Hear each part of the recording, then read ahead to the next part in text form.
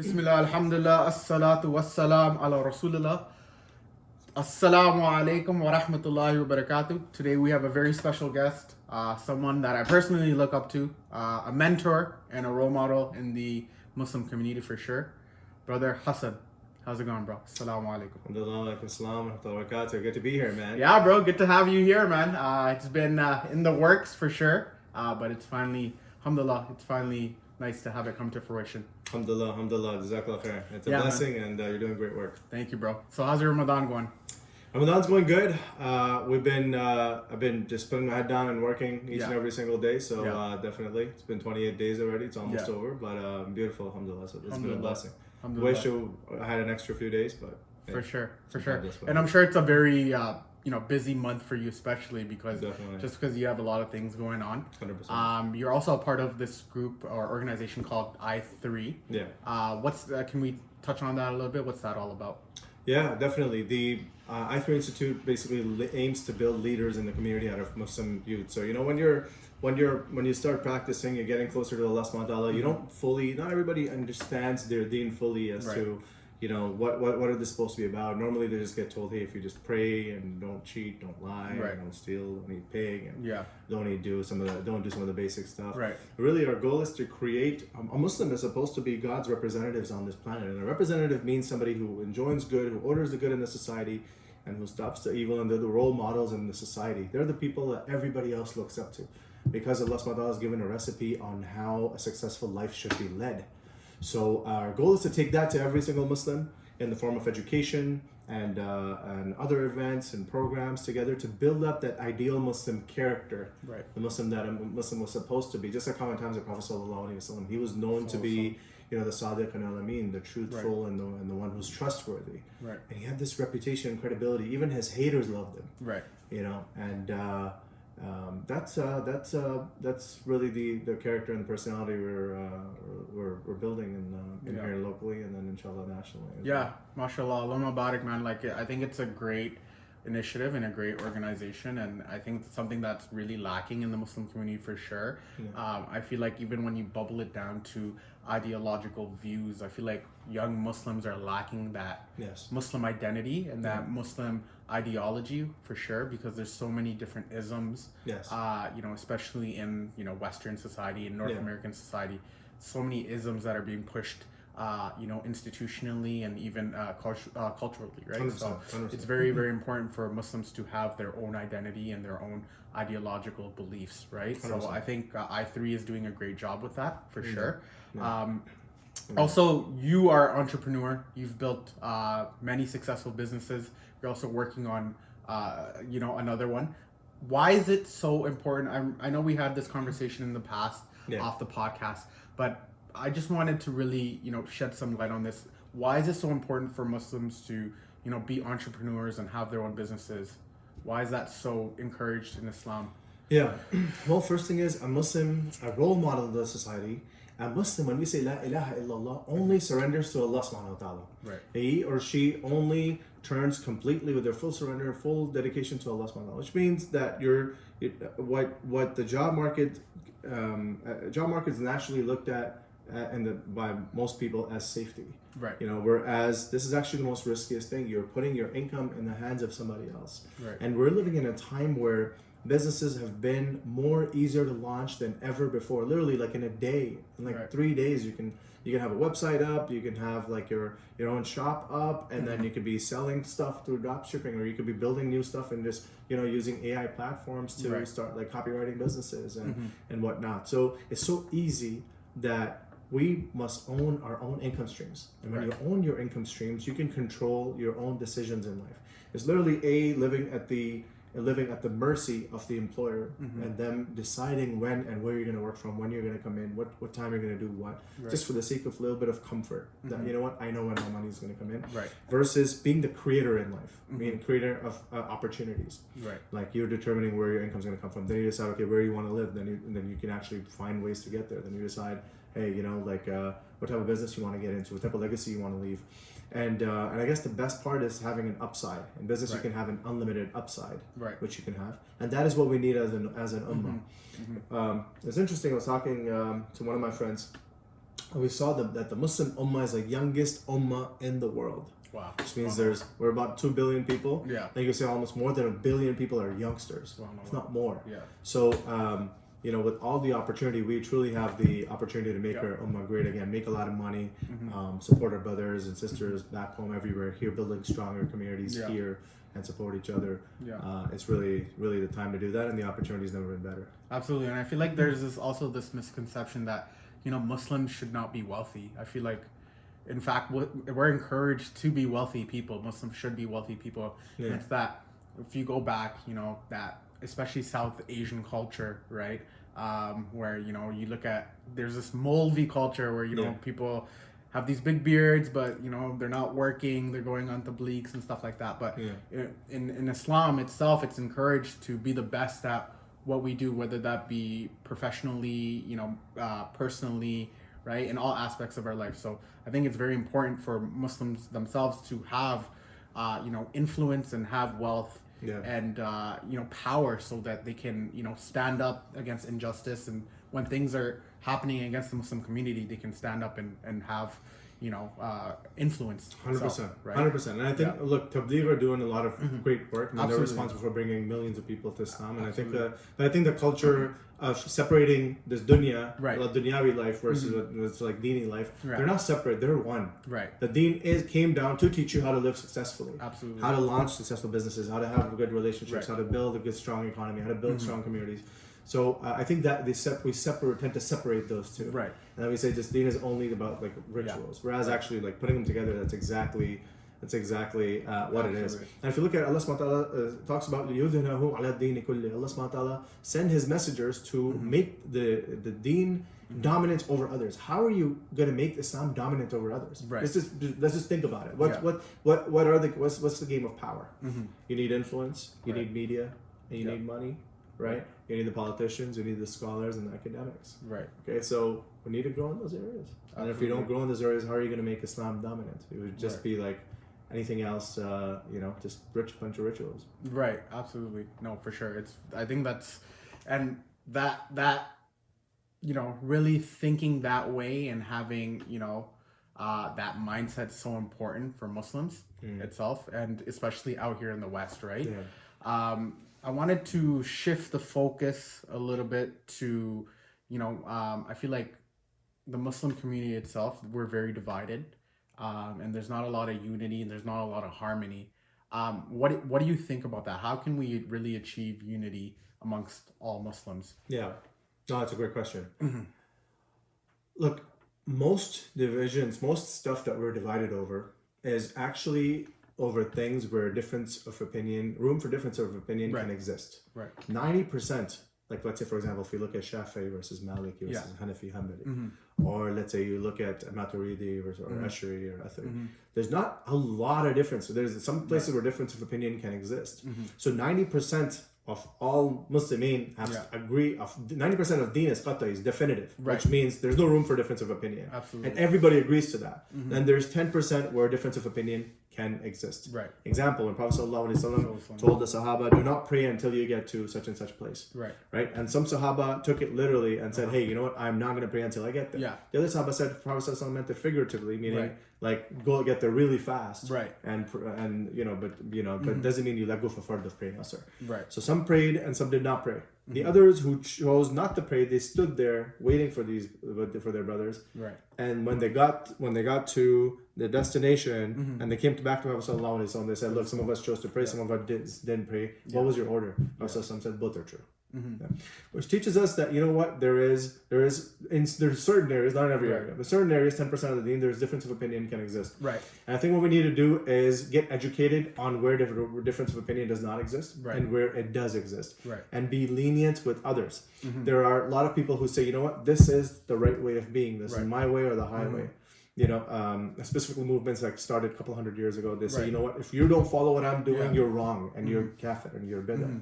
So, and I think that culture that's what started this culture of us choosing ourselves over others. Right. And Islam, the sign of you being guided is that you doubt yourself constantly. You have a guy like Umar radiallahu anhu who constantly doubted whether he was from the munafiqeen or not. Who's the person who Prophet sallallahu alaihi wasallam said he would be the next prophet if there were to be any. Yeah.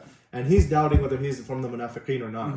And then you have average Joes or Yusufs saying themselves, you know what, I'm chosen and this is misguidance. So I think we need to get educated on where difference of opinion can exist. What are the qat'iyat, which is the definitives of our deen, and learn that tolerance. And I think second is reality check. Look at this world. We are a broken ummah. Absolutely. And we realize how important this need is to have this unity. And then really share this message across the world. Educate everybody so that we can understand that Allah subhanahu wa ta'ala made us wahida. Allah subhanahu wa ta'ala says He made us into one ummah. Absolutely. And we're not living into that. You remind me also of an ayah in Surah Anfal, I believe it's ayah 44, it could be wrong, maybe it's 45, that if you divide among yourselves, you will fail. And your spirit of victory would go away. Yeah, meaning this is like an order from Allah subhanahu wa ta'ala to not divide, because then you will fail.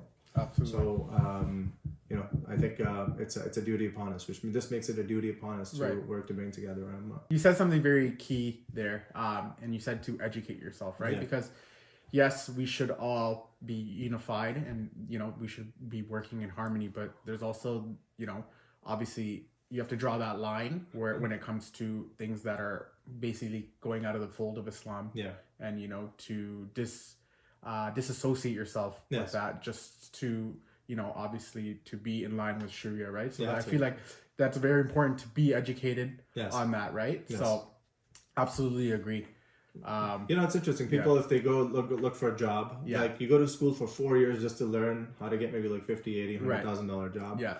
And then you would, before you do any of that, you could get a CPA certificate for accounting or project management, whatever it is. You go and you study. And here, this is a whole thing about how life should be lived from the creator of the world. And people are just okay with whatever they hear from their mom and dad or uncle or chachu or imams and whatnot. And then not actually put in that effort. So it's interesting.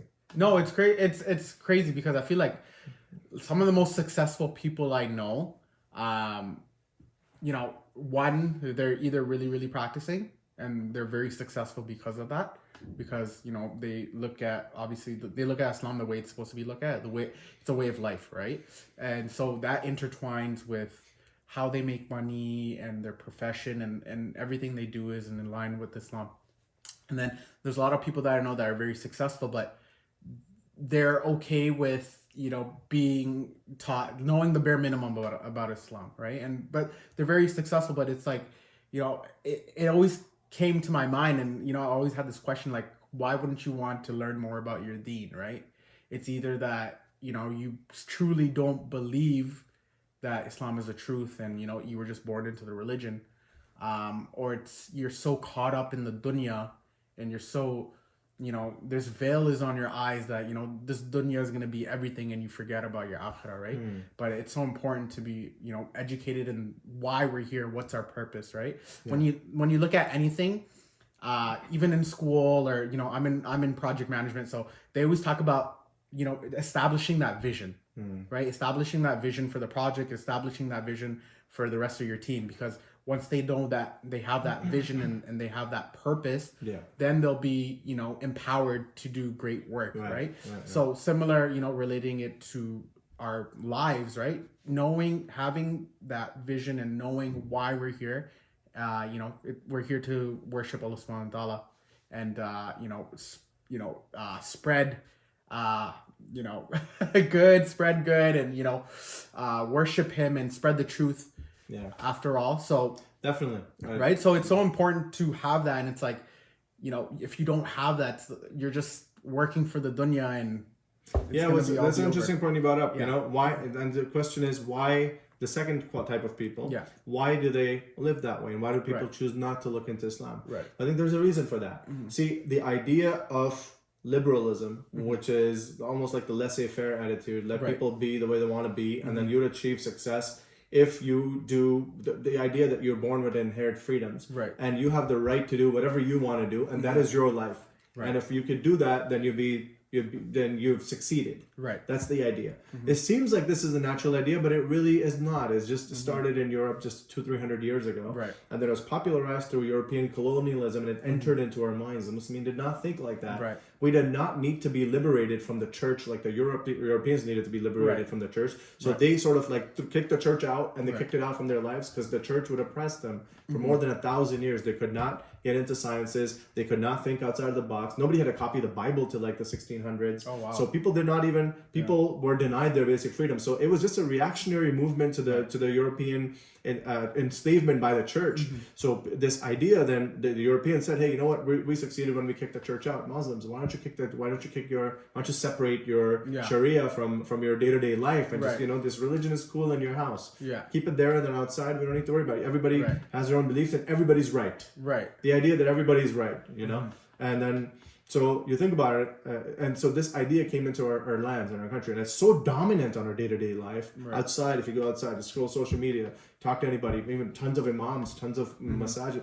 This concept is so dominant that we've watered down Islam just to what Christianity had been watered down to, which is just a few rituals. You go on a Friday, they go on a Sunday, and then you don't cheat, and they don't cheat, and stuff like that. It's just basically down to ritualistic. Whereas Islam, he had given a complete recipe. No other religion is complete. Right. Except for what Allah subhanahu wa ta'ala has given, because that is the truth, and He promised that it will be protected. Absolutely. In each and every single area of life, Allah subhanahu wa ta'ala showed how to live successfully. In every single area of life. There is no other ideology that comes out even close to that. Even liberalism fails. Look at the facts, the gaps of liberalism right now. Yeah. I just read something that UN passed something to back pedophilia. And then so they're struggling with the basic things of gender identities and who's what and this and that, and so there's no limits, and it's just causing people more confusion. It's confusing the entire society. And this is what we see this 200-300-year-old ideology has led to. Right. And then you see Islam, which built proper civilizations that lasted hundreds and hundreds of years, that gave success to the individual, and it gave success to the civilization. And these doubts did not exist because you had a criteria to judge the right and wrongs within each and every single area. Absolutely. And I think when the people understand that Islam has that solution, and also if you're living life just based on your own terms alone, what is on your own terms? Do you have, like, let's say right now you're in project management, right? Tomorrow you're going to get, inshallah, married to a very successful spouse and have a successful marriage, inshallah. And then when you do that, how do you know what type of person to marry? Right. You may think it should be ABC type, but do you know how people turn out to be 5-10 years from now based on their previous background? Right. Truth is, you don't. Yeah. You end up having kids. You're like, okay, well, 10 years from now, how should you be raising kids? Right. In the times of, like, look 10 years ago. Now with the education system, did people know that this type of stuff would happen? Yeah. They didn't know. Yeah. But if we just live by, let people do whatever they want to do, you're creating chaos in the society, because man is naturally and physiologically limited. We do not have data. Actually, a scientific fact is all the human beings, 8 billion together, have maybe 1 or 2% of global knowledge. Wow.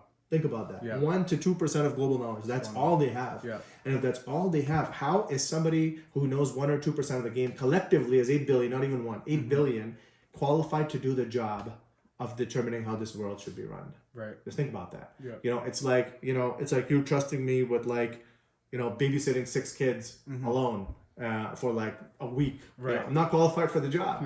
Yeah. So why would you put an unqualified person for the wrong job? And I think when people understand that these quote unquote freedoms does not necessarily lead to full out success and build successful societies, and leads to the corruption of societies, that is when I think people would understand it. And the work, that's why what we have to do, and that's why what we do at I3 is educate human beings and Muslims that Islam is a complete system of life. It's a complete system in each and every single area. And you do not need to look at anybody else to have a successful formula. You already have it. Right. It's a success formula for individuals in society until the end of times, and it is protected.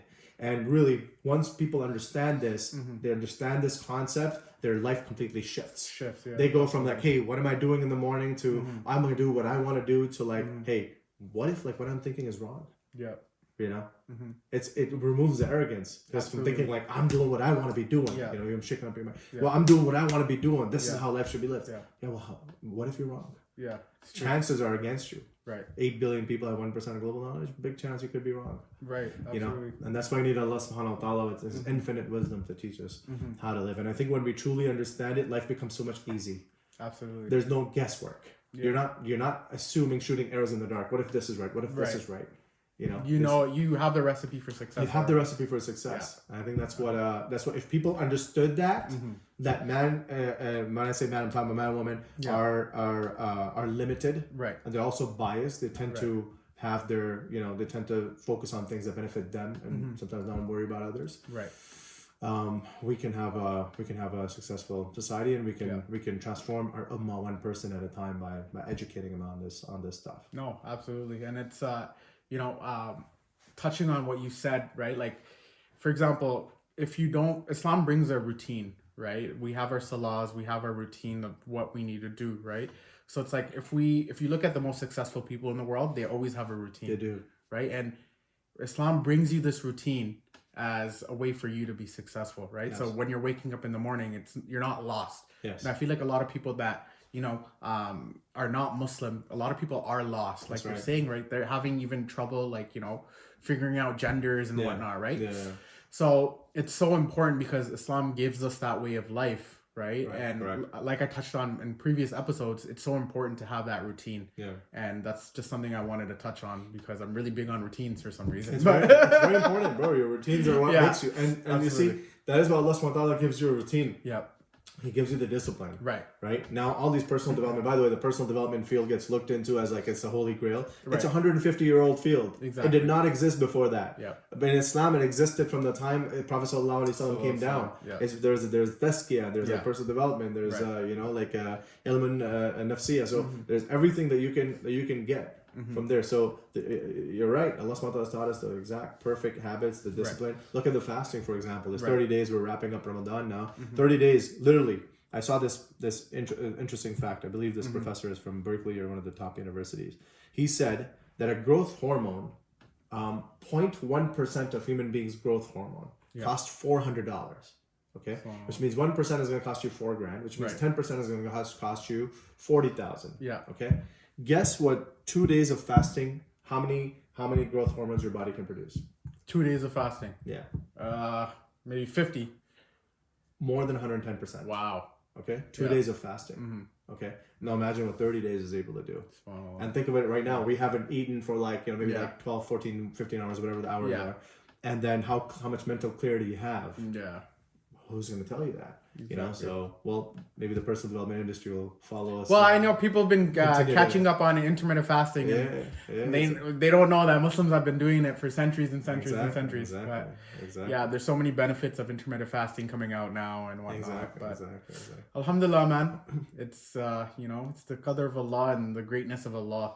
Right, and man is limited, but Allah subhanahu wa ta'ala is unlimited. 100%. Right, so alhamdulillah. Well, I think we're gonna wrap up now. Yeah, this was a great conversation, very insightful. Likewise. Mashallah, and you just bring a wealth of knowledge. So it was great to have you on the podcast. Likewise, thanks for having me. I3 in the YouTube video, either in the comments or maybe a section of the video, we'll drop a link to I3's Instagram and all their social media. And I think Instagram's probably the best way to get in touch with I3. Or website. Or the website. Okay, inshallah. So we'll drop links to both of those. But yeah, I3 is a great institute. Muslim Youth Revival. We want to do a lot of work with I3, inshallah, in the future. But inshallah, we're going to do this again sometime. Maybe sometime in the future, we'll have you back on the podcast. Inshallah. Last thing I forgot to mention, I didn't say that, so my word. So I3 now, alhamdulillah, is the largest Islamic institute in Canada. Alhamdulillah. With more than 1,200 active students. Inshallah, in the UK, US, and there's students in 30 plus countries. So wherever it may be, we have teachers, and there's a complete growth plan. So whatever we spoke about. If people who are watching this, if you're practicing, want to learn more about Deen, you can learn more about the Deen. And then there's a pathway for you to become a teacher, and then there's a pathway for you to be a community leader. It's all been laid out. And there's a systematic formula, just like McDonald's makes cheeseburgers. We can inshallah, but these people provided they're coachable, inshallah. So inshallah. That's amazing, bro. Inshallah. Alright, bro. Jazakallah khair. Assalamu alaikum wa rahmatullahi wa barakatuh. Assalamu alaikum wa rahmatullahi wa barakatuh.